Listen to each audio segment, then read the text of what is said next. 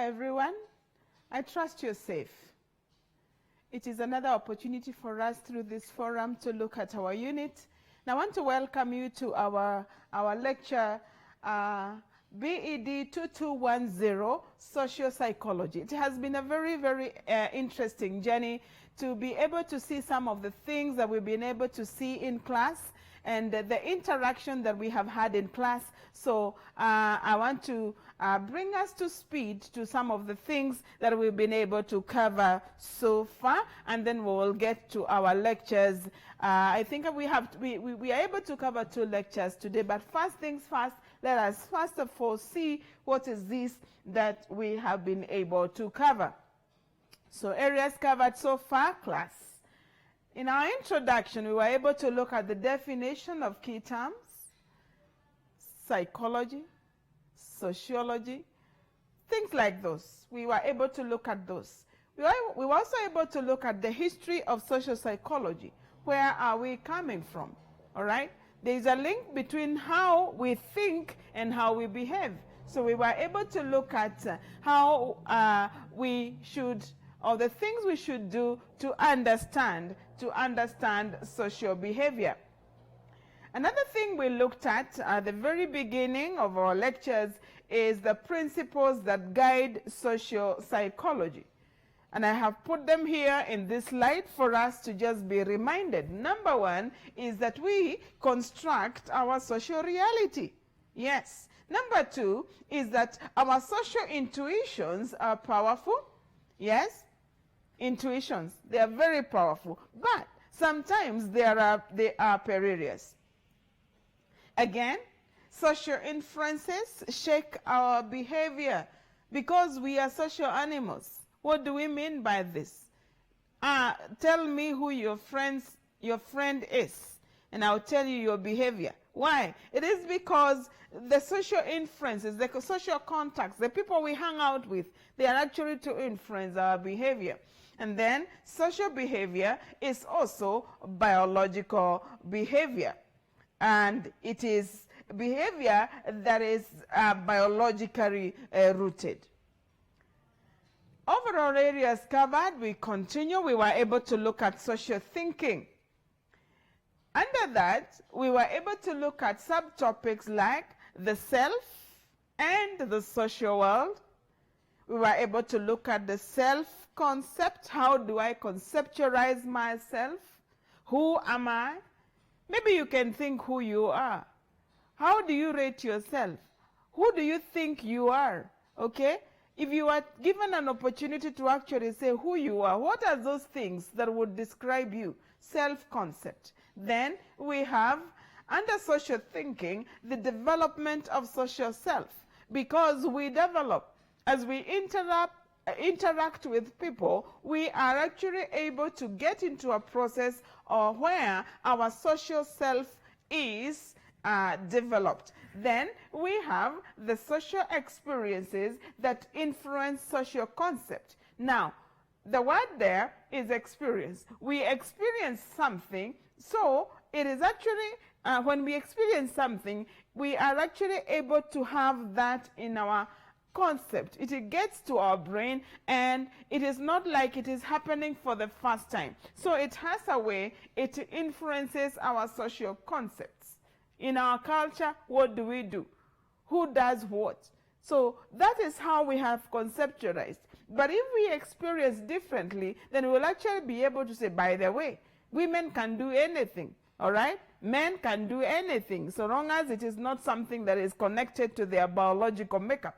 So then we have self-knowledge, self-esteem and motivation, and social self.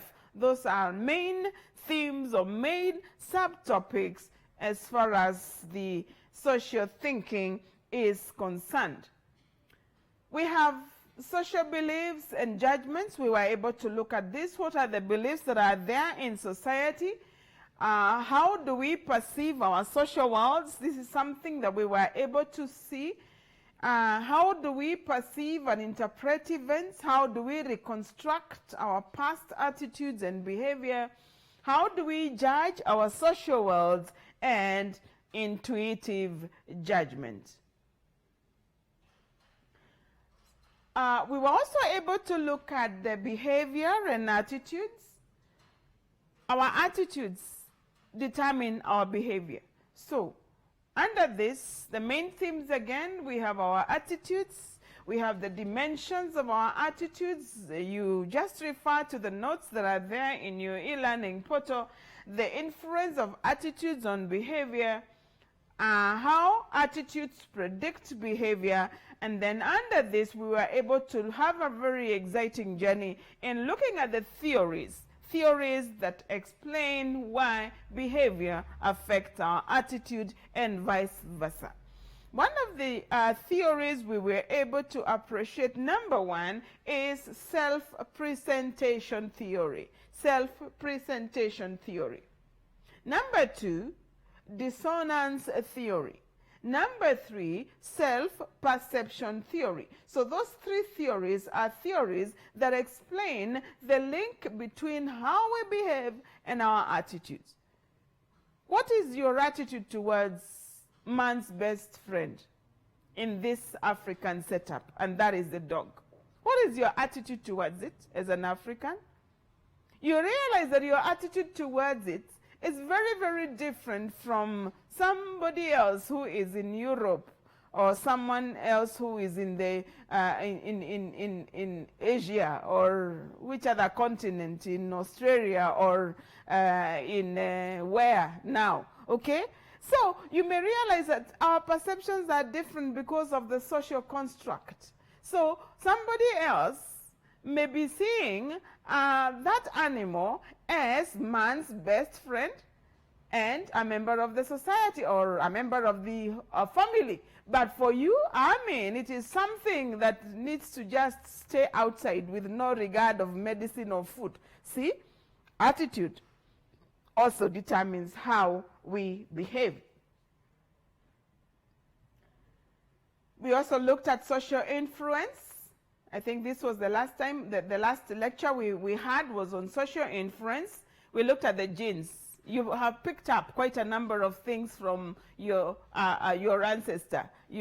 That's why people will say she walks like, or he walks like, or he behaves like, or the head shape is like, or he will get tall like. You know, we pick some of these things from our ancestors. We looked at the details, our culture and gender. Okay, social influence. How do our genes influence the society? How do our culture influence our society? What about the gender aspect of it? Okay, under social influence, we also have conformity and obedience, obedience and authority, and then we have what we call persuasion, paths to persuasion.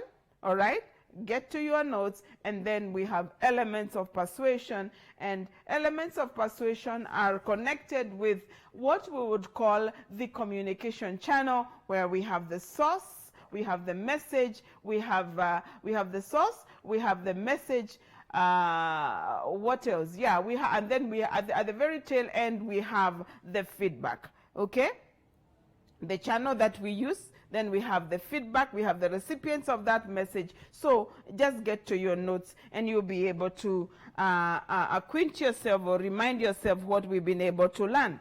All right, now we get to our lecture number 6, continuing with some details on group influence. Now, our focus for this lecture is threefold, okay? Threefold. Number 1, yeah? Remember, it is group influence. So the highlight here is group. So this is the what and the why of groups. The what and the why of group. Another theme of focus is the presence of others and its impact on the individual. When you are together with other people, are you likely to behave differently? We'll get into that. And then number 3, groups that interact and their impact on the individual. So let us engage ourselves into this short journey of this lecture looking at the group influence. Now, collective influence. This is where we start just by some examples, some words which you will be able to appreciate in the detailed lecture notes. Some terms here.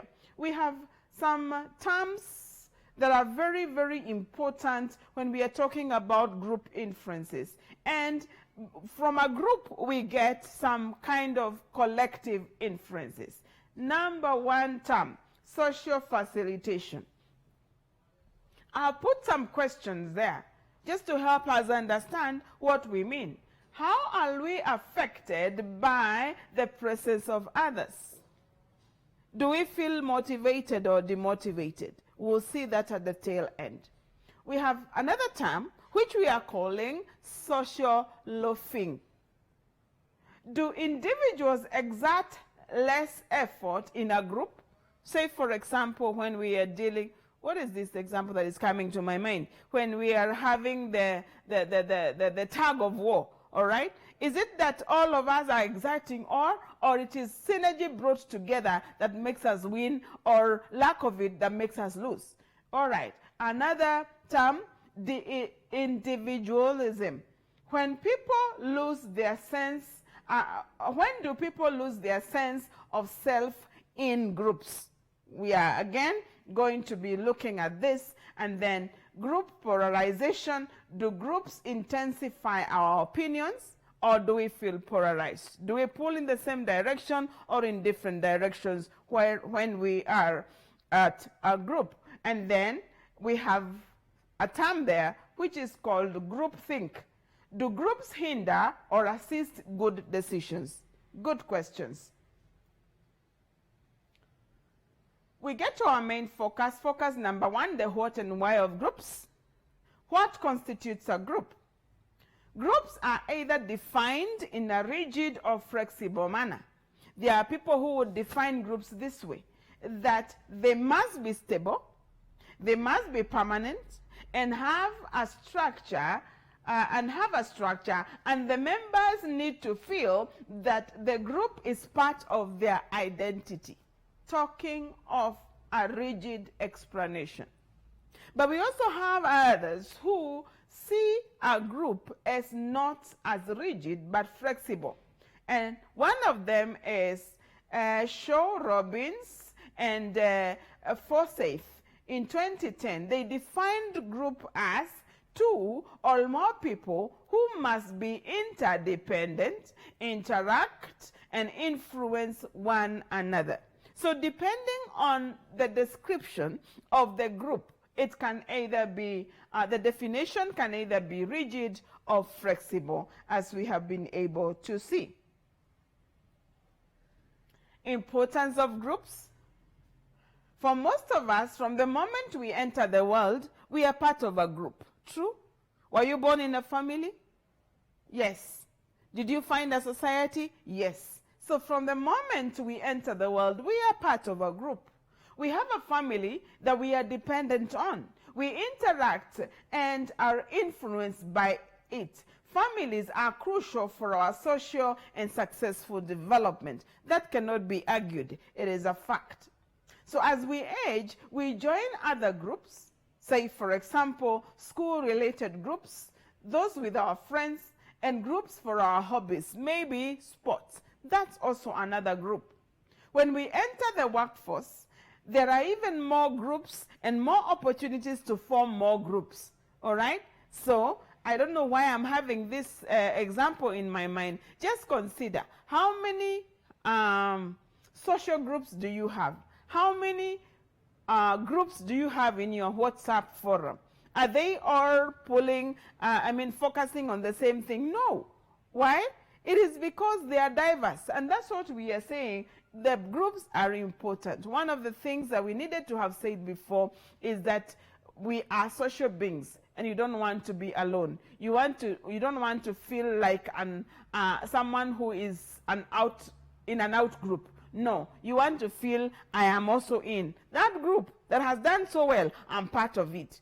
Okay? Right. Let us continue. Groups, theoretical perspectives. We have some theoretical perspectives in our summarized notes for our class today. Number one, the conditioning perspective. What does this perspective helps us or suggest? This perspective suggests that we learn early in our lives to associate positive outcomes with group membership. Number 2, social comparison theory. Social comparison theory. Here, we compare ourselves to those around us to see, for those around us, to see how we fit. It is true. The world is full of comparison. People are comparing. I mean, wherever they are, you want to compare how you dress. You want to compare how you walk. And what you walk in. You want to compare what you're driving and what another person is. I mean, there is comparison all over the world. So this is supported by this social comparison theory. If we are in groups, we have access to the comparative information we need to create a social reality. Again, get your notes for details. We have social identity theory and self-categorization theory. These two are linked, and that's why I was able to put them together. So social identity theory and self-categorization theory can also help explain the importance of groups. Social identity theory specifically addresses how we first put ourselves into groups. So I'll first of all find myself in a group, then I see myself as a member of a group, and then I feel good about it. Okay? That is social identity theory. I am also identifying myself with this group. The theory of self-categorization explains how we choose and place ourselves into groups. Why do I want to belong to this group and not this one? So I want to categorize them. And what do we use to categorize them? Our attitudes? How receptive they are?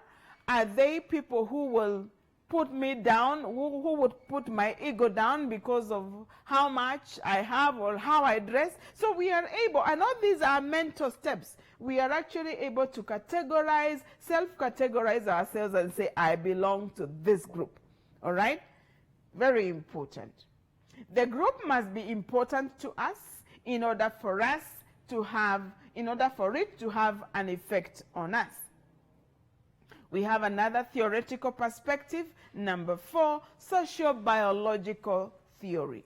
This explores the idea that survival is more likely when human groups get together.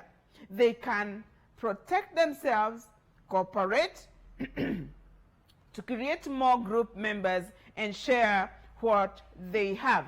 Allow me to get some water as we wrap up with these theoretical perspectives.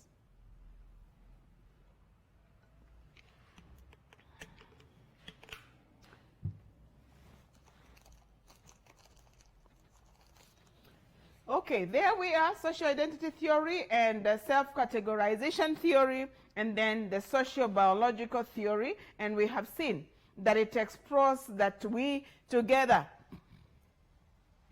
we are actually able to keep warm. We are able to protect one another.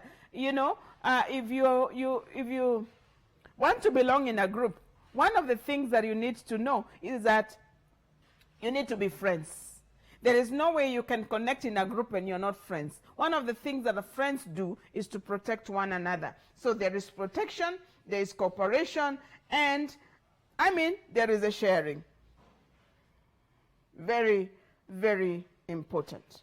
We are done with the perspectives. Let's now get to the other focus on group influence, the presence of others and its impact on the individual. One of the first experiments in social psychology was done by Tripet in 1898. He observed that when competitive cyclists raced against others, compared to alone, they would have faster times, because there is a competition. There is feeling I'm not alone. Okay, so this is a study that he did late 1800s. He believed that the presence of others would result in a better performance than when alone. Just imagine there were no exams. Just imagine you're learning alone. There is no competition. Even if you try to tell us that you will compete against yourself, it's not the same. And that is what Triplet was actually saying there. Today, research has shown that social attention can impact behavior even when others aren't present or capable of observing or evaluating behavior. That is very good way of looking at the presence of others. How do we behave? How does it impact on us? All right. The presence of others does not always motivate. The first slide was it motivates. Like cyclists will actually, be able to cycle faster because they are feeling, hey, we are in a group. But the other flip side of this coin is that at the presence of others, we can actually be demotivated. And at the beginning of this lecture, we were able to look at a term which we were calling social loafing, where individuals put less effort in a group task. Here, the presence of others causes arousal, and that arousal results in a change to our individual performance motivation. If you have a big person who is actually pulling that tug of war rope, okay, and then you know your energy, you just relax and say, we are going to win anyway. So that's not motivation, that is demotivation. When we are working together towards a common goal, the presence of others will have demotivating effects on us. This is just helping us to understand what social loafing is all about. Then, still, we have free riding. In social psychology, we have this thing we call free riding. People would just like to ride. Oh, so-and-so is going. Yeah, let me go. Twende. There are those things. Free riding. It is this situation that will lead the free riding, all right, the demotivation. This means that you can decrease your effort, and benefit from the efforts of the other group members. Benefit from the efforts of the other group members. Sorry, some of the writing there have been covered by the screen, but that is what we are writing there. That this means that you can decrease your effort and benefit from the efforts of the other group members. They are strong. That's why you came together, all right? There we are.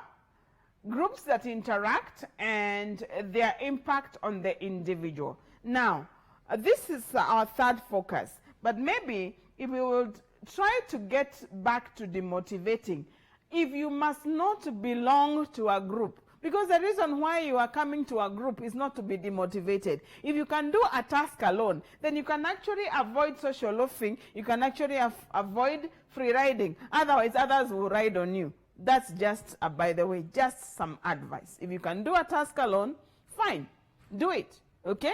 If conditions don't force you to be in that group, just do it to avoid being demotivated. Otherwise, people will ride on you.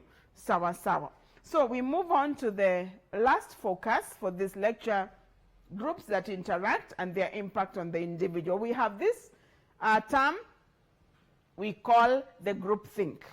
Janice proposed that groupthink occurred when group members suppressed opposing thoughts towards a poor decision because of set conditions that have been there before. Groupthink, okay, this is how we are thinking, or this is what the boss has said, or this is what we have been guided. So even if you have a different or a differing thought, then you actually say, I will not voice it. I am fearing of any repercussions. Okay, that is groupthink.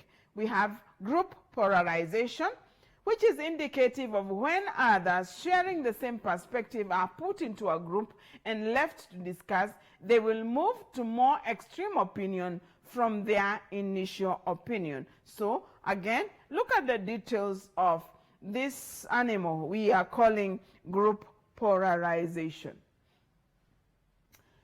Quickly we get to our lesson number 7, a short one again. Very, very important, social relations. Social relations, we want to focus on 3 main areas, which are very important to every society. And 1, it is prejudice and its sources. 2, stereotyping, its functions and distortions. And then 3, consequences of prejudice and stereotype. And then I'll give you an assignment and we can call it a lesson. Let's look at prejudice and stereotyping. What's a prejudice? It's a preconceived negative judgment of a group and its individual members. Preconceived negative judgment. So people can actually be judged negatively. And it's not happening at that time. It's already in their mind. Prejudices come in many forms for our own group and against some other group. You know, it comes in many forms. It can also come just because you don't like other people's faith, or you don't like the way they look, or you don't like women generally. I mean, women are dirty. I heard that somebody said that somewhere. And then sexual orientation, you don't just like them. You don't like their age. You don't like children. You don't like youth. You don't like old people. You don't like their height. You don't like their status. If they're not citizens, then who are they? If they come from a certain region, you don't like them. Preconceived negative judgments, which are very detrimental to our society. Prejudice is an attitude. It's a combination of feelings, inclinations to act, and beliefs. A prejudiced person may dislike those different from self and behave in a discriminatory manner. So again, get yourself acquainted to what we are saying there with the detailed lecture notes. The negative evaluations that measure prejudice are often supported by negative beliefs called stereotypes. And with this sentence, we now get to the next slide, where we are talking about cognitive sources of prejudice. What are sources of prejudice? How do we start looking down, having negative preconceptions about people? 1, social inequalities. Unequal status breeds prejudice. When there are people who think they have it and others don't, then there is a likelihood that prejudice will begin. Another source is socialization. How are you socialized? When you were growing up, how are you socialized? Were you told that these people are good? Or we are good, but those people are bad? Were you told the light skin is good and this pigmentation is bad? How are you socialized? Because you are likely to look down on people based on their race. Social institutions, schools, government, media, all right? They may encourage prejudice. I was reading yesterday in one of the UK universities. They, has been there for many years. And I think there is one chapter that has actually been known for sexual harassment, And what does that mean? What does that mean? All right. Number 4, people's motivation affect prejudice. People are also motivated to view themselves and their groups as superior to other groups, where we are selfish. We look at ourselves and we want to feel, I am the only one. I am the all-wise. I am the all-knowledgeable. Any other person is zero. Okay? So what motivates us? And one of the positive things I like about motivation is that anything that we motivate ourselves that is negative to other people, we can actually work on it so that we don't look at others as nothing. Behind every man, behind every woman, whether they are aged or young, they have human dignity. You and I should respect. Number 5, in-groups and out-groups. People's social identities depend on groups they belong to. Okay? So this is also a source of prejudice. And then prejudice is a byproduct of stereotyping, our way of simplifying our world. Stereotypes are not very, very negative as a word. Why? Because they just help us simplify our world. Look at people out there, or look at busy roads there, and you say, oh, there are so many cars there. You didn't start going there to actually say, okay, there is telling us the details of who the drivers are. No, you just saw cars. It's another way of just simplifying our world, but it also has got a negative impact on how we deal in the society. Right. Let's look at stereotypes very quickly before we get to the end of our lecture. Stereotyping. A stereotype is a belief about the personal attributes of a group of people. Stereotypes are beliefs about people based on their membership in a particular group. They can be positive, negative, or neutral. Stereotypes based on gender, ethnicity, or occupation are common in many societies. That's just an introductory 2 sentences there. Let's now look at the functions. Functions of stereotypes. 1, they allow people to quickly process new information about an event. Oh, there's a wedding there. Oh, it seems like the school is open. Oh, those look like students. All right? Simplifying. Oh, those are women. Oh, those are men walking. Simplifying information. Next, they organize people's past experiences. Next, they help people to meaningfully assess differences between individuals and the groups. Next, they help people to make predictions about other people's behavior. All right, let's move on. We have what we call distortions. Stereotypes can lead to distortions of reality for several reasons.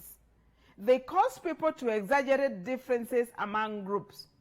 Like, you can recall class when we are on face-to-face and we are looking at something, stereotyping. There are people who, those ones are thieves, all right? Or those ones are terrorists, or those ones are foolish, or those ones are witches or wizards. I mean, those are distortions arising from what? From something that can be very, very positive called stereotype, but now it is actually distorted, all right? And it is not a nice thing when there are distortions in the society. So they cause people to exaggerate differences among groups.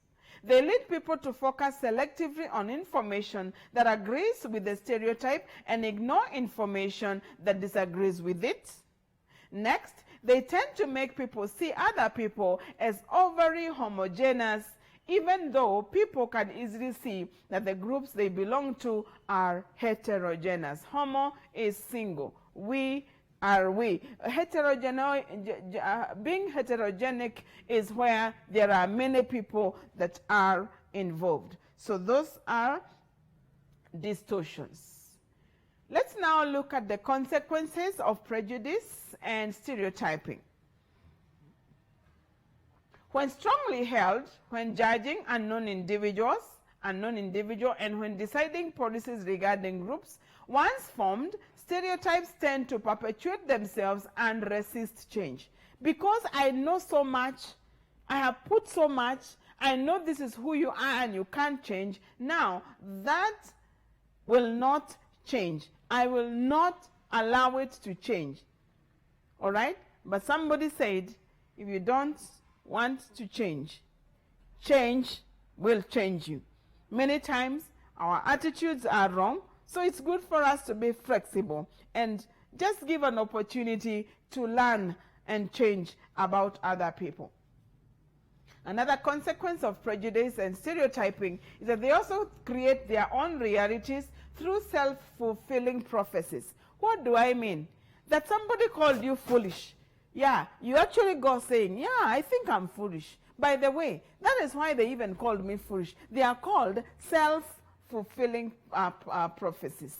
The next one is prejudice can also undermine people's performance through stereotype threat by making people apprehensive that others will view them stereotypically. So those are the consequences of prejudice and stereotyping. Here we are in our conclusion. We are concluding our lecture. And how are we concluding? We are concluding by giving ourselves 2 assignments. Very good assignments here. Assignment number 1. Assignment number 1. Write a short essay of the group that you belong. You must belong to a group, surely. You must belong to one group. Just write an essay. What do you do? Do you feel part of it? All right? It's just an essay that you alone can mark. Okay? Right. Number 2, what are the attitudes of the youth in Kenya regarding COVID-19? Does it exist? Is it a hoax? Is this the government just making fun of it? I had some people from one of the counties saying, I wear the mask. I'm not wearing a mask here because there's a clear social distance. All right, I will wear it after this lecture. But there are people who are saying, I wear a mask because of the police. They are not called police masks. They are masks to protect us from COVID. But what is the attitude that the youth have on COVID-19? All right, those are the assignments that I am giving to you. It will help you actually. And as you do these assignments, kindly check on the lectures that we've been able to share on e-learning. From me now, Wanjiro Ngunyi, I am out of here. This is the end of our lessons. Keep well and God bless you. Stay safe. These televised lectures supplement our robust online learning going on our MKU online platform. You can view more on our televised lectures via our online platform. We are in a digital era, and Mount Kenya University knows this. The following are the steps to follow so as to complete your online application. Download the application form from the website www.mku.ac.ke. Attach copies of your academic certificates and ID. Pay the application fees via M-Pesa pay bill number 270988. Your ID is the account number. 2,000 shillings is the charge for a postgraduate. You can also deposit in the bank accounts provided on the website.